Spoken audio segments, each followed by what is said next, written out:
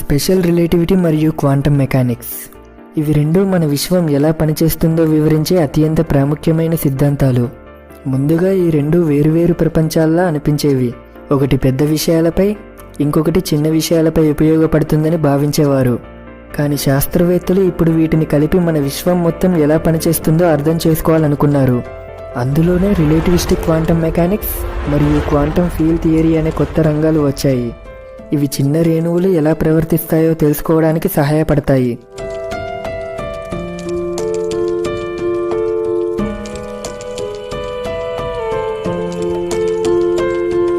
ఒకప్పుడు సామాన్య భౌతిక శాస్త్రం అన్ని విషయాలను వివరించలేకపోయింది.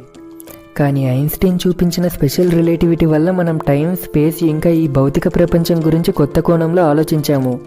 ఈ విశ్వాన్ని అర్థం చేసుకోవాలంటే మన ఆలోచనల పరిమితులను దాటి ఆలోచించాలి.